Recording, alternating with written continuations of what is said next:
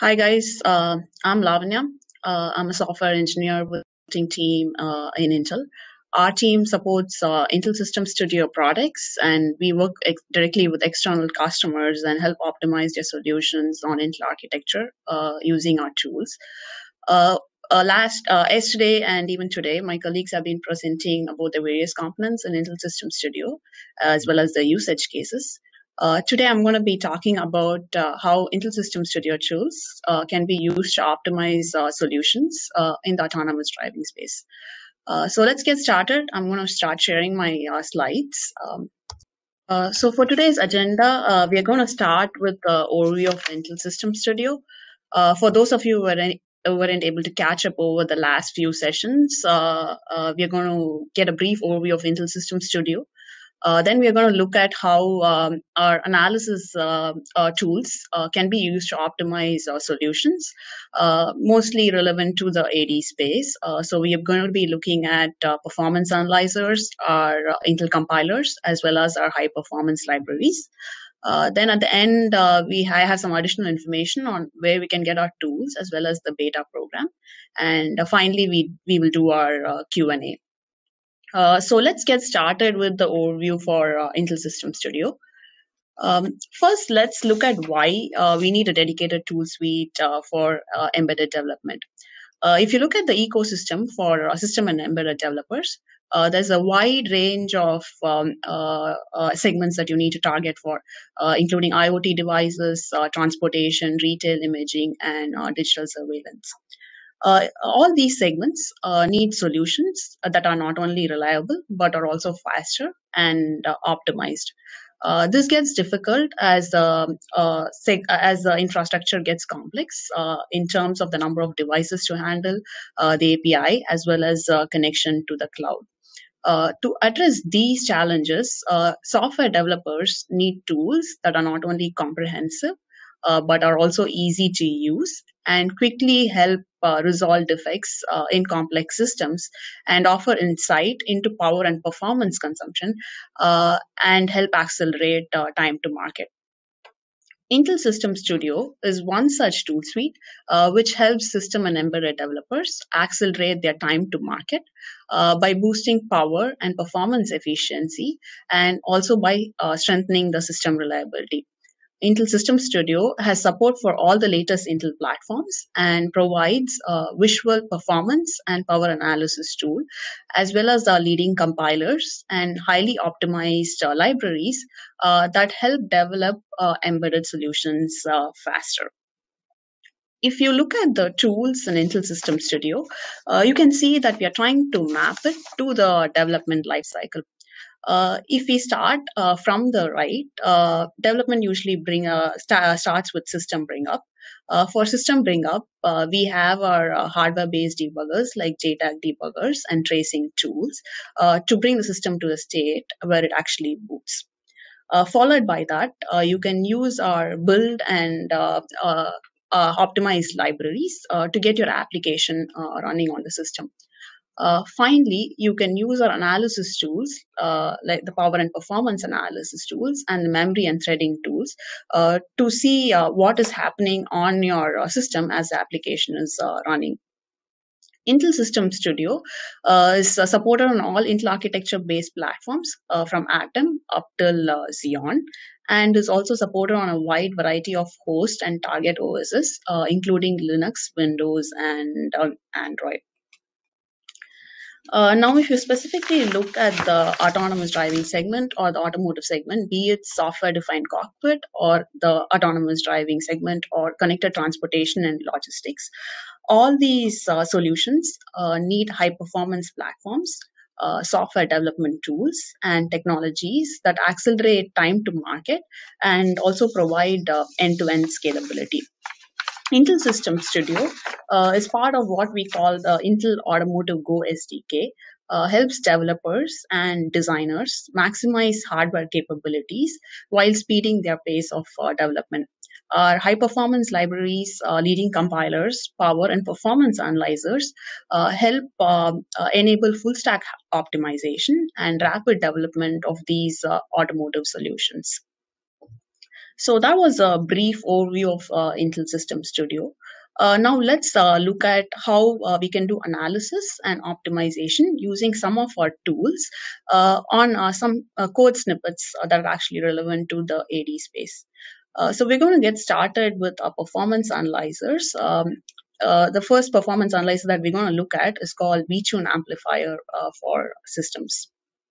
Um, First, let's look at why we need a performance analyzer. For example, if you just have a good compiler, a compiler is just going to make efficient code of the algorithm that you already have. But there could be issues in your algorithm. For example, if you're running on a multi-threaded system, it is possible that some of the threads are waiting on another thread to finish. Or you could not be fully utilizing the hardware capabilities of your system, and some of the cores could be idle.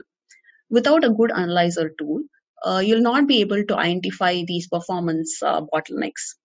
A VTune amplifier for systems is one such analyzer tool that helps you identify these performance bottlenecks that waste CPU time and power and help optimize your application. With VTune, you'll be able to answer questions like where is your system spending the most time. You get this information with the help of hotspots, which tells you how long a function is, how much time each function is taking. As well as you will get information about hardware events like cache misses or branch miss predictions that affect your performance. Also, are we waiting too long on synchronization events like locks or waits, or is your core waking up quite often, thereby wasting power? VTune amplifier for systems is supported on Windows, Linux, and FreeBSD, and it has very little overhead. Also, there is no need to recompile your program to run VTune amplifier. You can run performance analyzer as it is, and you will get all this data. Now, if you look at the scheme around which VTune amplifier is built, there are three main things. One is you need to get all the data you need. We have various analysis types which help you get all the data that we need. You can get information about hotspots, which are the functions that take up most of the CPU time. Hardware events, as I mentioned earlier, like cache misses or branch miss predictions. Also, memory bandwidth information, and also information about locks and waits and concurrency, which is how well your cores are being utilized. Once you've obtained all the data that you need to be able to interpret all this data and find answers or find answers to questions about optimization. So we have a user interface which will help you filter out all the other extraneous data and only look at the data that you're interested in. Also, you can visualize thread and task activity over a timeline. The third main scheme around which VTune is built is its ease of use. So there's no need for any recompiles for your program. You can run it as it is to get all the data. And VTune is supported both on a local host as well as on a remote target. And you can either use a user interface or a command line to get the data. The next slide, this actually shows one of the views that are present with VTune. This view is called the bottom-up view. This gives a function level view of the performance metrics. So at the right, if you see, there is a call stack that is available for each function. And at the bottom, this is the timeline, which gives you your thread activity over time. And all the filtering options are available at the bottom here. So this is just one of the views that are available with VTune. Now I'm going to be showing you a demo of VTune with one of the samples that is, as I said, relevant to the AD space. The sample that I'm going to be using is a simple matrix multiplication application. Matrix multiplication is very commonly used in deep learning algorithms. Deep learning algorithms help make driving decisions based on information that is gathered from the various sensors. So I'm going to switch to my demo screen. So this is a Linux system where I've opened up my VTune amplifier, the user interface for VTune amplifier. To start a new analysis, all you have to do is click this new analysis button. And then you pick the analysis target or the application that you want to run. In our case, as I mentioned earlier, I'm going to use a simple matrix multiplication application. So I'm going to pick the executable that I want to run. Once you picked your executable, you can click on choose analysis and select the analysis type that you want to run.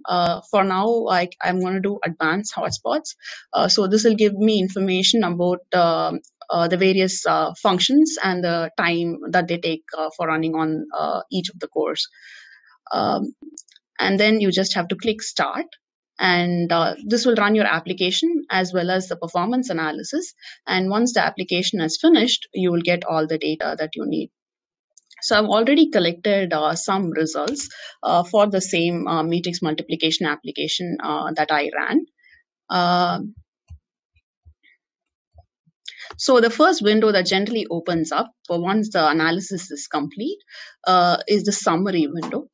The summary window shows all the performance metrics to give you a high-level overview of the things that you need to focus on. The first information that is displayed is the elapsed time. This is the total time for the collection from the start to the end of the collection. And then you can look at the CPU time. This is the time when the CPUs are actually actively executing. One thing to notice here is the CPU time is actually more than the elapsed time. This is because it's the sum of the CPU time of all the threads. And the other metric which is highlighted here as or is fact is the CPI rate. CPI is actually cycles per instruction. For an ideal superscalar processor, there can be 4 instructions that can be issued. So an ideal CPI of 0.25 is expected. But due to latency issues with memory instructions or branch mispredictions, it is not possible to achieve a CPI of 0.25. So CPI of 1 is still acceptable. So generally the tool flags any value that is greater than 1 as a problem. So that is something that needs to be looked into. So when you run the advanced hotspots analysis, you also get the top hotspots, which is the 5 functions in your application that take up most of the CPU time. In our case, as I said, I ran a matrix multiplication application, and there is a function called multiply1 in that application that took up most of the CPU time. There is also a CPU usage histogram, which displays the number of cores that were used for your application. In our case, there were 16 cores there were 15 cores that were simultaneously used. Now, from the summary window, you can switch to the bottom-up view, which is the one that I showed in the slide. This gives you a function-level view of the metrics that we saw. So the CPU time in terms of the function, as well as like the CPI rate and also the functions and the modules that it was present on. And at the right, there is a call stack. And at the bottom, there is a timeline, which shows you the thread activity over time. And there are various filtering options at the bottom. Now, if you double click on the function here, it takes you to the source view. So you can actually analyze at the level of source line how much CPU time is taken for each of the lines. So as I mentioned earlier, this is a very simple implementation of a matrix multiplication application. So all it does is multiply 2 matrices using a nested for loop implementation. Now, if we are noticed, going back to the summary window, one of the metrics is actually flagged as a problem. So there is definitely a chance for optimization. Generally, when the CPI is flagged as a problem, as I had mentioned, it could be due to issues, memory latency or branch mispredictions. The better way to find out what the issue actually is to run another analysis. So we have another analysis type called general exploration. I've actually captured results from that analysis with the same application. So the general exploration analysis is actually based off of how the pipeline flow is. So it will give you metrics it'll give you performance metrics for the front end part of the pipeline as well as the back end part of the pipeline. And the front end part is actually the fetch and decode portions of the pipeline, and the back end is the memory and the execution units.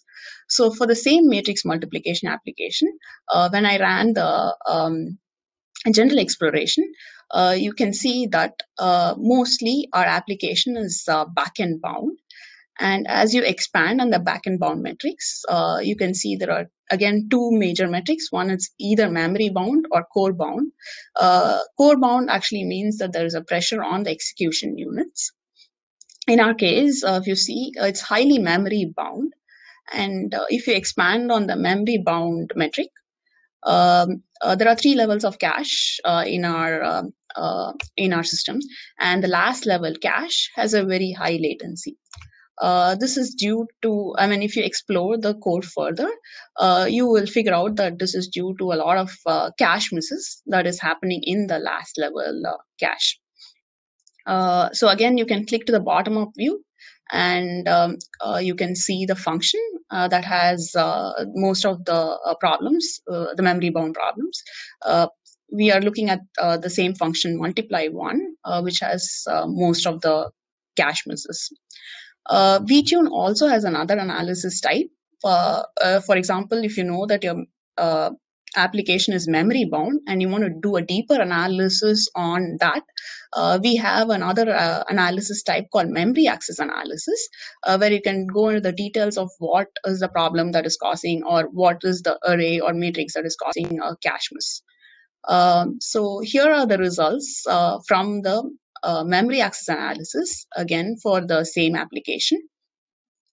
So we did notice in the general exploration analysis as well that we are mostly L3 bound, or there were a lot of cache misses that were happening in the last level cache. So the reason to run memory access analysis is just if you want to find the particular array or matrix that is causing the problem. So if you again go to the bottom of view, when you're running memory access analysis, you have an option of looking at the memory object that has a lot of cache misses. So in our matrix multiplication sample, there were 3 arrays, A, B, and C. And one of them, if you look at it, the latency for one of the arrays is actually quite high, which is the reason that there was a performance issue. You can actually double click on this one, and it'll help you find which of the 3 arrays were causing a problem.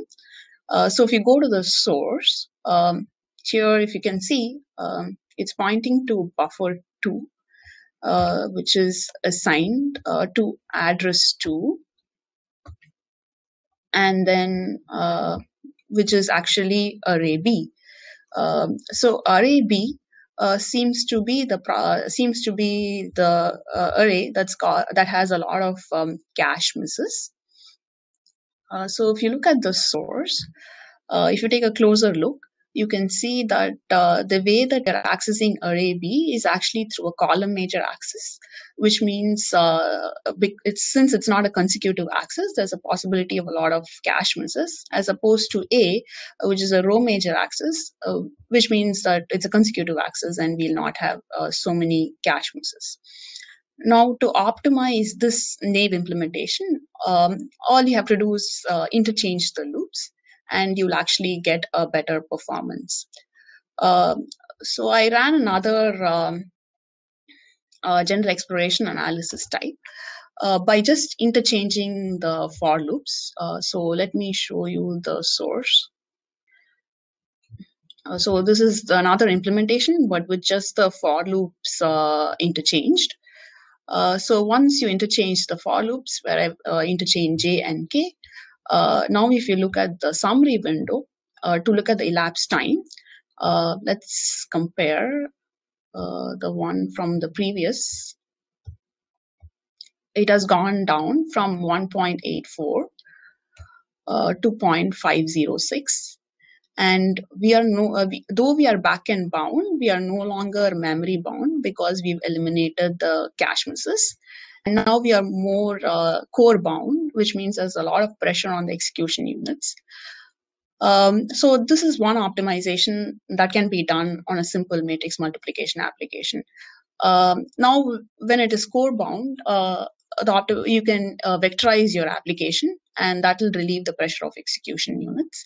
The other option that is available is to use our highly optimized math kernel libraries, which have matrix to matrix multiplication functions, which are optimized to give the best performance on Intel architectures. So here is a sample of the math kernel library function that can be used, which will give you a better performance than any of these implementations of matrix multiplication on Intel architectures. So with this implementation of matrix multiplication, I ran another analysis just to show you the difference. So as you can see, I've used math kernel functions, which is the dgem matrix multiplication function, and the elapsed time has gone down from 0.5 to 0.420. In my example, it's a very small matrix, so the difference in performance is not as much, but as the matrix size increases, you will notice a significant difference in performance when using math kernel implementations to the other implementations. So this was an overview of how VTune amplifier can be used to find performance hotspots in your application, and then you can use our highly optimized math kernel libraries or compilers to optimize it. Now, switching back to our slides, as I mentioned, VTune Amplifier for System helps make your code faster by providing you all the data that you need and helps you find answers fast. And it's very easy to use. As you could see, I just had to pick the application and run the analysis, and you get all the data that you need. Moving on, so the next tool that is part of the System Studio tool suite that we're going to look at is our compilers. So first, let's look at why we need to use Intel compilers, right? So Intel compilers, obviously, one of the major goals or value adds is definitely the need to boost performance. With Intel compilers, performance can be gained in a number of ways. Intel compilers take advantage of our latest instruction sets like SSC, AVX, AVX2, and AVX 512, and they generate code that is tuned for this latest microarchitecture. They can also help boost application performance by implementing high-level task-based parallelism, by integrating with our multi-threaded performance libraries like our math kernel library or integrated performance primitives, and also by leveraging OpenMP parallel programming models. And also, we can obtain data parallelism through SIMD vectorization and vector programming. Intel compilers provides language confirmations to ANSI and ISO standards, and also provides support for current and previous C and C++ standards with full C++ 11 and C99 feature support. So the next slide actually shows a common optimization options that are available with the Intel compilers. There are three high-level techniques that I need to focus on. One is inter-procedural optimization, and the other is profile-guided optimization, and also the high-level loop optimization. Profile-guided optimization refers to a mode of optimization where the compiler is able to access data from a sample run of the program, and then use this data to find the regions of the program that are executed more frequently and optimize the program based on that. The other optimization that is available is called the interprocedural optimization. Interprocedural optimization it is used to optimize across an entire program instead of small portions of the code. Also, we have other high-level loop optimizations that are performed on a version of a program that is closer to the source code. This is loop interchange, fusion, unrolling, and also data prefetch. So these are some of the common compiler optimizations. This is a workflow of the steps that can be used for optimization. So generally, you start off with all the optimizations disabled. Then you can use the general optimizations like O2 or O3 to start off with optimizing. And then we talked about the architecture-specific instructions like SSC or AVX2 or AVX512. So you can use those processor-specific optimizations. Once that step is done, you can follow it up with interprocedural optimizations, profile-guided optimization, and automatic vectorization. Finally, you can parallelize your application using either OpenMP or another high-performance library called threading building blocks. During these stages, you can use the Intel VTune amplifier for understanding how each of these steps are affecting performance and analyzing the results. Now to switch to another demo of how Intel compilers can help. So the sample that I'm using to demonstrate for Intel compilers is a Sobel filter. Again, this is used for edge detection, which is used in can be used for lane detection in the autonomous driving space. So the first this is I ran an advanced hotspots analysis with the Sobel filter algorithm. Again, as you can see, elapsed time is 1.336, and out of which CPU was executing actively for 1.15 seconds. Again, we have CPI being flagged as a problem, so there is definitely room for optimization. And our top hotspot is this function called compute gradient. You can further look into the bottom-up view and find out the same metrics at the function level. As I mentioned earlier, when the CPI rate is generally high, another analysis type would give you more useful information, which is called general exploration. So I've run general exploration on the same Sobel filter algorithm. And as you can see, we do have some problems in front end and back speculation as well. But let's look at the back end bound issues first, as it's higher than the other problems. And we are not memory bound. The application is not memory bound. It's mostly core bound, as you can see. And there's a lot of pressure on the ports, the execution units. So one opportunity for core bound for optimization is definitely vectorization, which will help reduce the pressure on the execution units. The hints here mention that as well. So if you look at the code for the matrix multiplication sample, let me. Oh, sorry. This is the Sobel filter sample. If you look at the code, the compute gradient function, there are four different for loops that are present to calculate the gradient. And generally, as a rule of thumb, the compiler automatically vectorizes the inner loop. You can also generate an optimization report to find out which loop has been vectorized and which loops have not been. And if you look at the trip count for this inner loop, it is only 3. It's running only from -1 to 1. So the vectorization is actually not quite efficient to do it for a loop that has a small trip count. So a better way to vectorize this code using Intel compilers is actually to vectorize the outer loop. So I have another version of the same compute gradient source code, wherein we have added this pragma openmp SIMB, which vectorizes and makes the outer loop run concurrently. So with this changed version of the source code, if you again run a VTune analysis,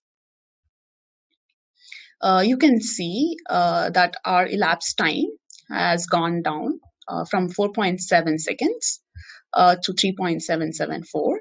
and we are no longer back-end bound. There is no pressure on the core bound anymore. There are still a lot of bad speculation that is happening, and that needs to be further optimized.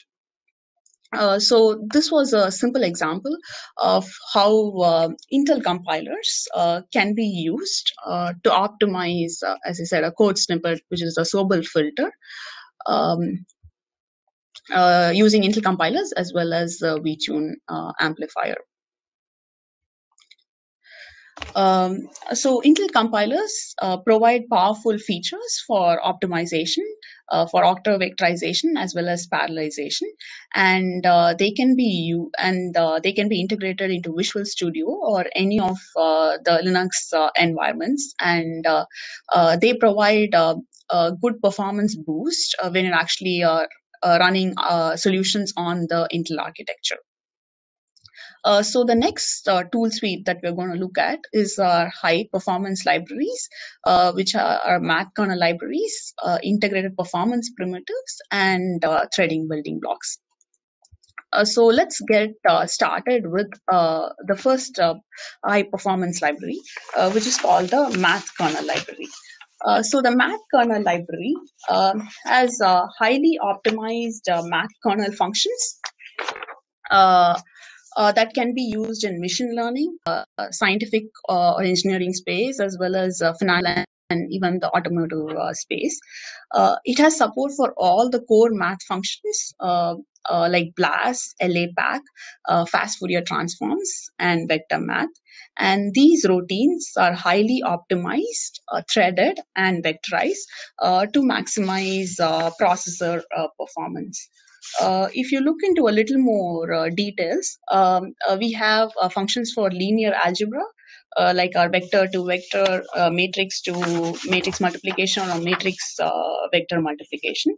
And since math kernel library uses a standard interface, you can actually replace implementations of open source libraries with math kernel library by just linking it to our functions. Also, we have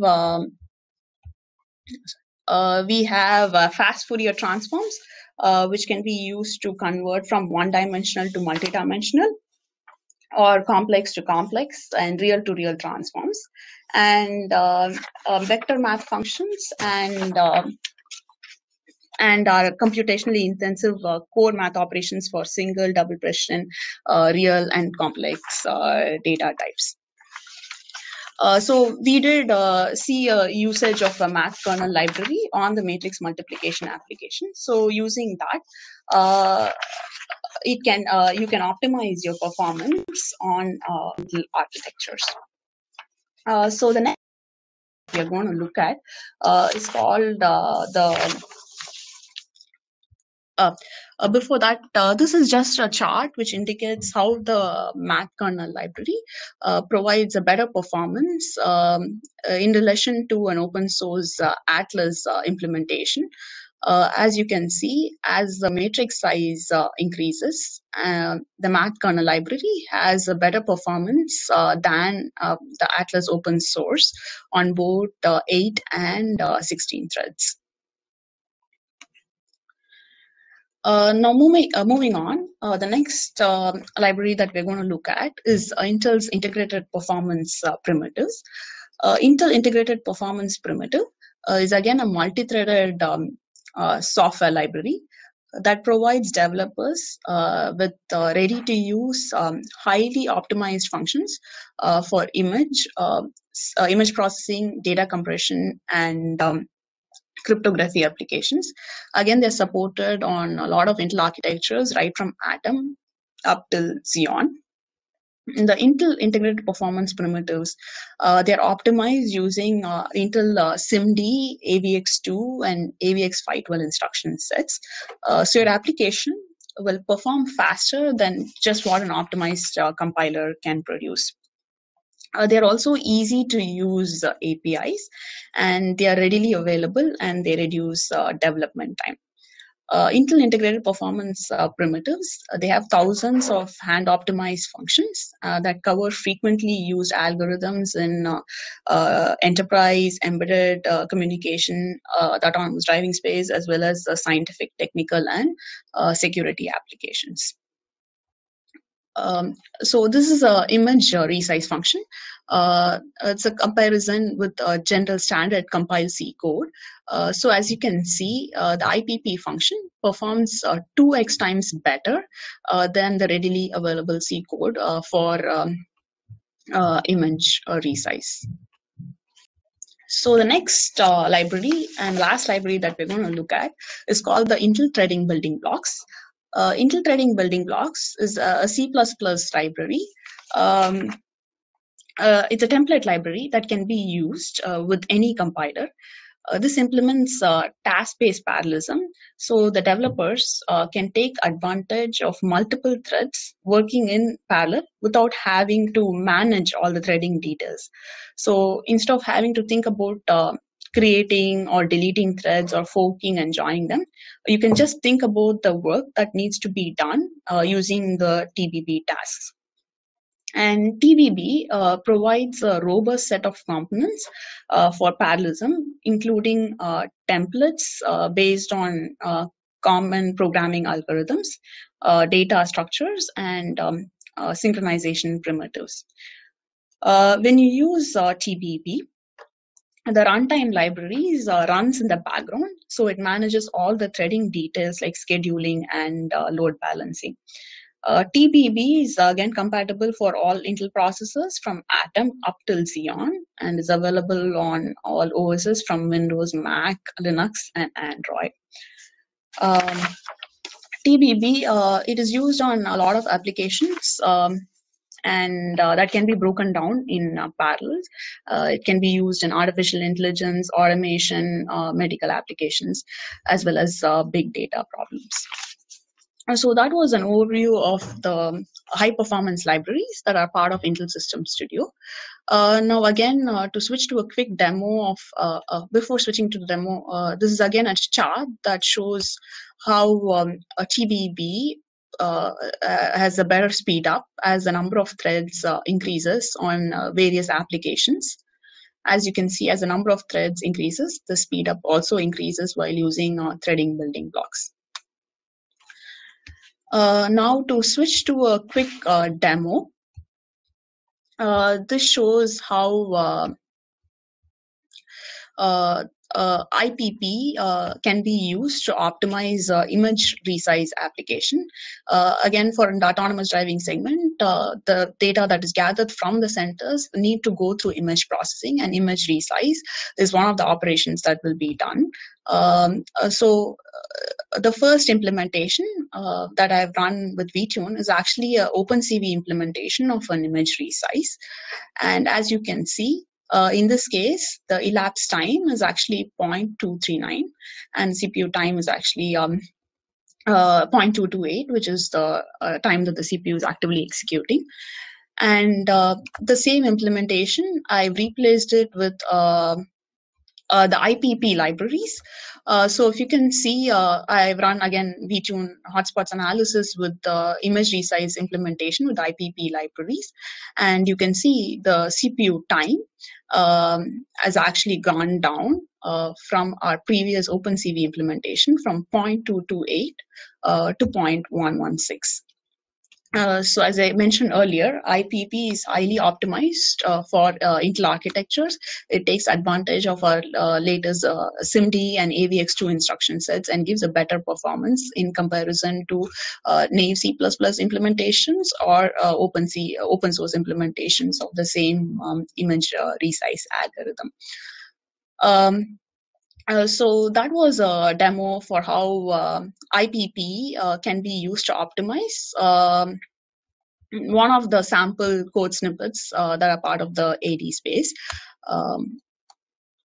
So in summary, performance optimization is a never-ending task, and if you have to hand optimize for each platform, that is tough.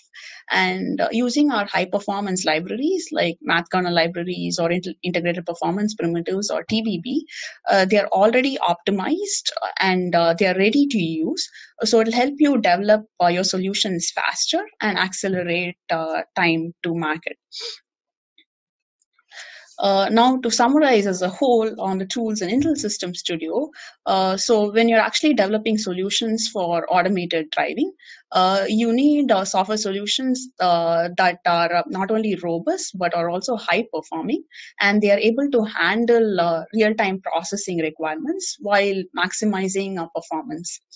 Intel System Studio provides with a suite of tools like our leading compilers, high performance libraries, and our power and performance analyzers, which will help you maximize the hardware capabilities of your Intel architecture and speed the pace of development.